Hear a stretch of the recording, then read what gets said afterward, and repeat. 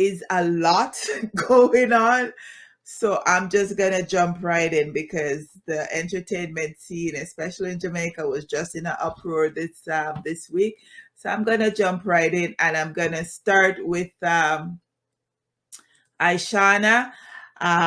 So if you all remember, a few years ago, she did her equal rights song to the Ed Sheeran soundtrack, Shape of You. She also stated then that she did not ask for permission to use the track as she didn't think that she would be given permission to do so. So fast forward now 4 years, and Ed Sheeran is in the Caribbean for a vacation and heard the song and like it. And for those who can't recall the equal rights song, the infamous Aishana song where everybody did a lick out pan where she said if you don't have it in a face, in a waist, you have to have it in a face. That song. So Ed Sheeran heard it and liked it. Him know it word for word. He was recently doing an interview, indicated that he liked the song. The interviewer put the song on and he just went and he was just singing the song word for word. Fast forward to now. That was about a month ago. So fast forward, Ed reached out to Aishana. One thing led to another, and now they're doing a collab. So kudos to the both of them for taking something that could have been it could have been expensive for Aishana because she remixed his track without permission. But, Ed Sheeran looked at it in a different way, saw the creativity of it, and decided to collab with her on a different track. So that particular song is done. I think he said it should be out in another month or so. So that was quite interesting. So kudos to both of them. We're gonna circle around we're gonna do R. Kelly. So we all know that he was convicted in Chicago of the charges. So a man has been sentenced to 8 years in prison for intimidating a witness in the upcoming trial in New York. So Michael Williams set fire to an SUV belonging to the father of a witness due to testify against the singer. Threatening a victim's safety will never be tolerated, said the U.S. Attorney for the Eastern District of New York. Williams, age 38, committed the arson to prevent the victim witness from continuing to cooperate, according to a statement from the attorney's office. So he will be joining R. Kelly in prison because him just get 8 years now for witness for intimidating a witness. So I don't know what he was thinking. Obviously he wasn't, but now he has lots of time to think because now he's gone in jail for 8 years. So Bounty Killer, there's a few things happening with him. Christopher Townsend, the attorney at law representing Rodney Bounty Killer Price, has advised the dancehall artist to make an official complaint to the Jamaica Constabulary Force regarding scammers who have been attempting to bilk money from the public by impersonating him. We have advised our client to make a report of it to the Cyber Crimes Unit because they have their own way of knowing the perpetrators. We will be meeting today to discuss this, Townsend said. In a press release, Bounty Killer and his manager, Paul Banky Giscombe, detailed examples of the scamming attempts. One particular Facebook user has purported to be the artist Bounty Killer and has been allegedly trying to solicit money on the artist's manager's behalf, the release said. The release also identified a phone number that was being used to divert business away from the artist.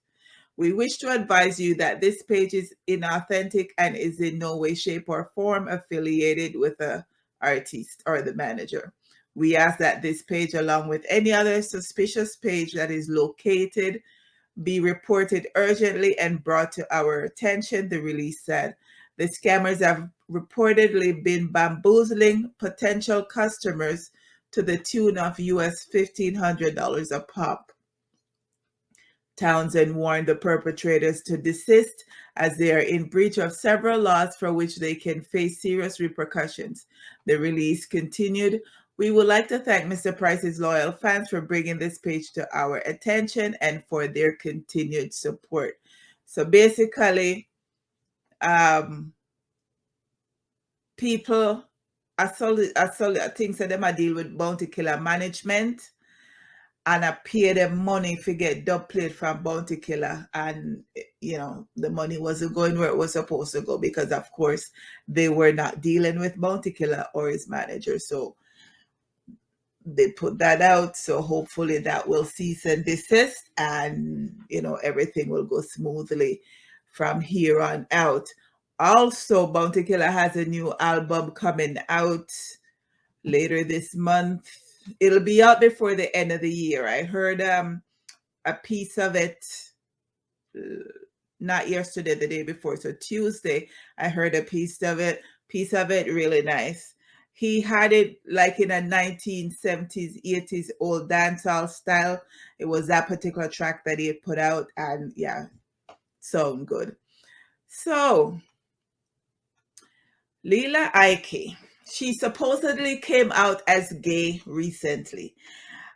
She says she's safe and she's currently working on her mental health. This follows a series of tweets on Sunday from the singer's account, which appear to indicate her sexual preference, while warning that photos of her in a seemingly compromised position could possibly be exposed online. Expose all you want, she tweeted over the weekend, followed by, if pictures are released, I said it here. So what if I'm into woman? My music isn't real. I am Lila Ike. I am into woman and I've been making reggae music. She also tweeted further disclosing that she has been raped and molested. However, in a social media post on Tuesday, that was the day before yesterday, Lila said, I want to let everyone know that I'm safe. I am sorry if I've alarmed anyone of any immediate threats to my well-being. I've been struggling with my mental health from time, which manifested in my recent social media posts. I am working through this day by day and will address other matters in my own time. In every journey in life, there is a moment of chaos before we reach peace. I'm on my journey to heal. Thanks for your support, blessings, and light, she added. Since then, the reggae artist, whose real name is Alicia Gray, has received strong support from some social media users. After disclosing her struggles with mental health on Tuesday night, she said that she's working on her situation day by day. And this has created like a whole,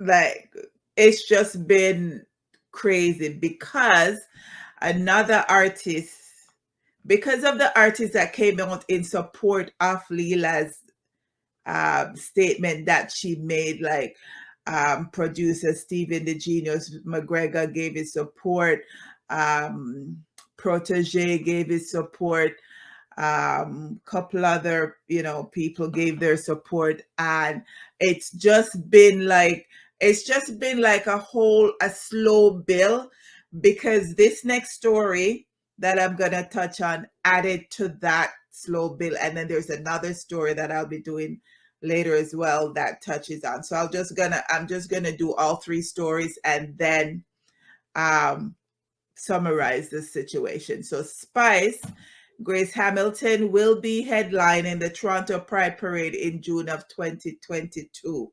The Canadian LGBTQ group and made the announcement yesterday that she will be the headline act.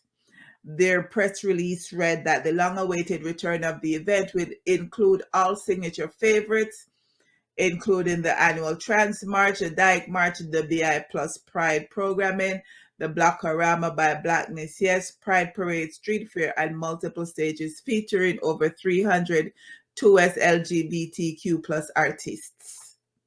Okay? So with that statement that was made, plus with the Lila Ike situation, our resident viral king, Mr. Footer Hype, went off on everybody yesterday. Like he's been having a conniption all week. because Lila, when she came out, she said that she was also raped and molested. They're equating the fact that she said she was raped and molested to the fact that she's gay, to the fact that's why she's gay. And that's not what she said. So, plus Sizzla Kalonji, he came out against Spice and telling Spice not to perform in Toronto. Foota did a whole long monologue and a whole paragraph book written on his social media stating that he's embarrassed and he's ashamed because he never know Spice would have sell out figure perform at a gay event and all. Like the backlash that these people are getting for Spice for performing at the parade next year and Lila for stating that she's gay. She's not getting support. The people who are bashing her aren't giving her support for the fact that she said she was raped and molested. But they're bashing her because she said she's gay. I don't understand the reasoning behind that. I don't understand how you cannot support somebody for something that they've gone through, but you are going to bash them for something that they have no choice over. But the story to that will continue because I guess we'll have to see whether or not it affects her future longevity in the reggae dancehall scene and how she will be perceived. There was also an old video that Queen Ifrica did last year that touched on a few of the names that came up, with Lila Ike's statement that she's gay, and that video is also making the rounds on stuff. So it is a little bit muddy right now. Like I said, Jamaica entertainment scene is ever festive, but this week it just seems like it's just been like a 1, 2, 3 punch, and everybody's head is just going crazy over it. So I'm gonna touch on to Auntie Dana.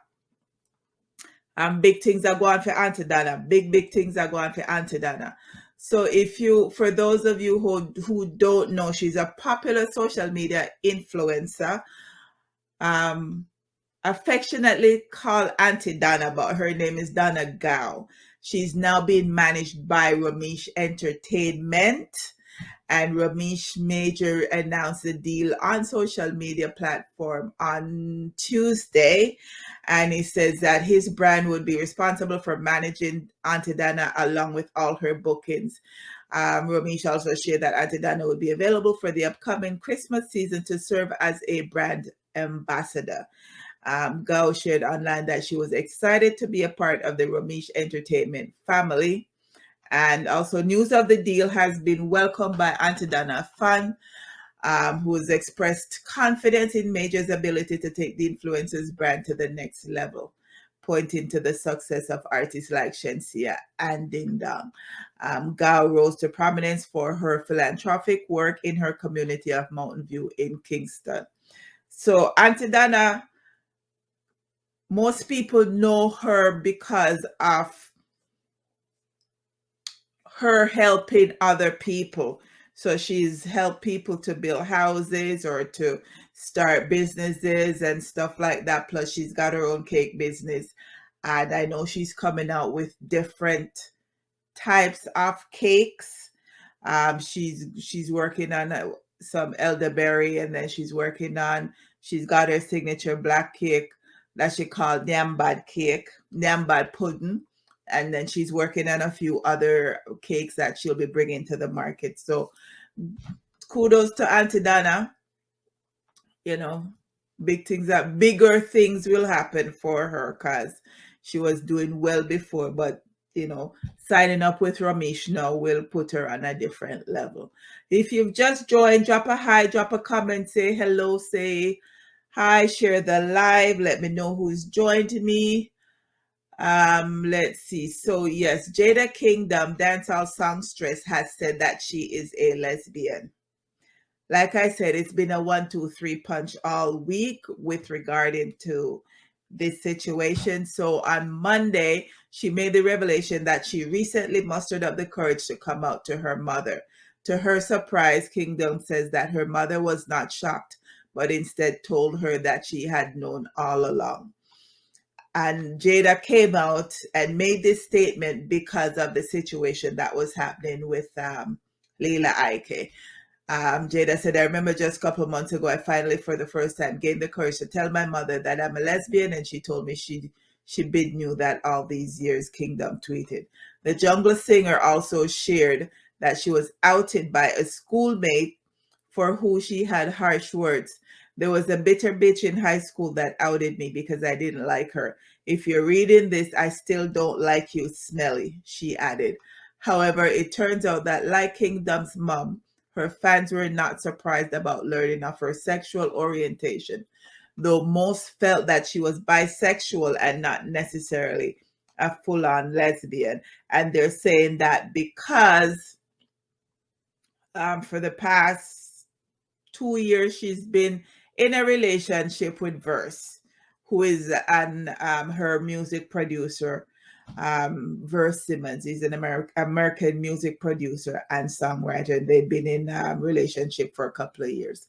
So because of, and then Lila Ike came out. The reason why Lila Ike came out was because somebody had personal pictures of her and they were going to leak those pictures. So she decided to come out ahead of the story so that that person couldn't make any money and leak the pictures. So like I said, it's been a 1-2-3 punch for the Jamaica dancehall scene and reggae scene because of all of these with Jada and Lila coming out as being lesbians, and with Spice performing at the Gay Pride Parade next year.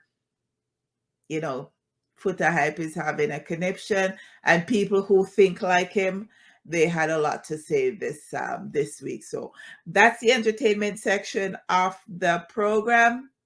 Like I said, it was spicy. So if you've just